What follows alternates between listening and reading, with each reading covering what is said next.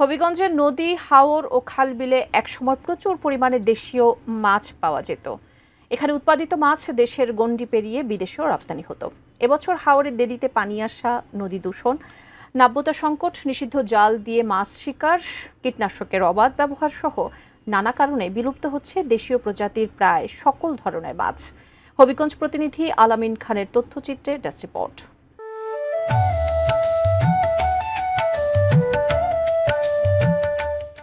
হবিগঞ্জের সব নদী, খাল-বিল ও হাওরে একসময় পাওয়া যেত রুই, কাতল, বোয়াল, চিতল, পাবদা, শিং, মাগুর, কই, খলিশা সহ দেশীয় প্রজাতির প্রায় অনেক সুস্বাদু মাছ। এখানে উৎপাদিত মাছ দেশের গণ্ডি পেরিয়ে বিদেশেও রপ্তানি হতো, কিন্তু সময়ের ব্যবধানে বিলুপ্তি হয়ে যাচ্ছে দেশীয় প্রজাতির এসব মাছ।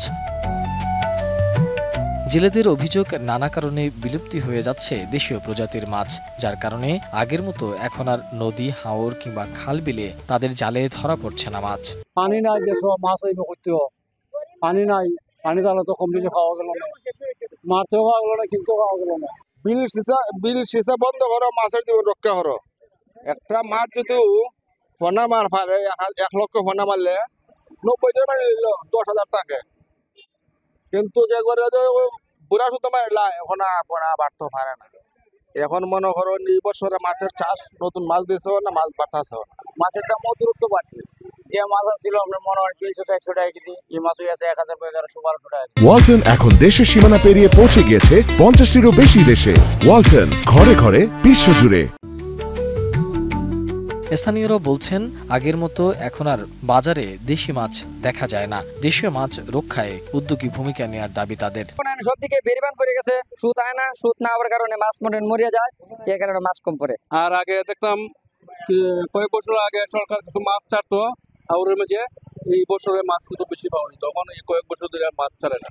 আমার হয় এদিকে হাওরের মাঝে কৃষি খাতে কীটনাশক ব্যবহার করে আর দুই বাদাল দেয়, শীতকে শুকাইলা মাছের ডিম নষ্ট জায়গা, প্রজনন ক্ষমতা মাছের কম, বিভিন্ন কারণে মাছের চাহিদা বাড়তেছে আর মাছের সরবরাহ কমতেছে। জেলা মৎস্য কর্মকর্তা জানিয়েছেন, দেশীয় মাছ রক্ষায় নানামুখী পদক্ষেপ গ্রহণ করা হয়েছে। হাওরে পোনা মাছ অবমুক্ত, অবৈধ জালের ব্যবহার বন্ধে নিয়মিত অভিযান ও দেশীয় মাছের সুরক্ষার জন্য অভয়াশ্রম তৈরি করা হয়েছে। রেণু পোনাটা আস্তে আস্তে বড় হয়, 1-2 ইঞ্চি 3 ইঞ্চি হলে তখন এটা হাওরে ছাড়ি দিই।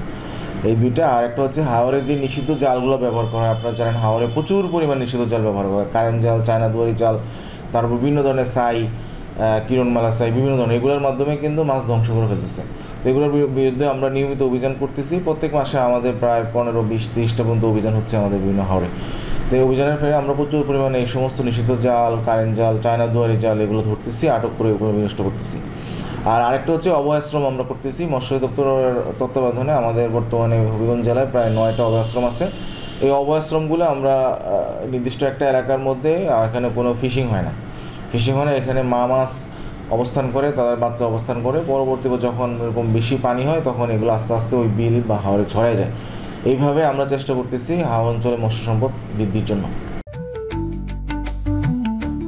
Desk report, ATN news.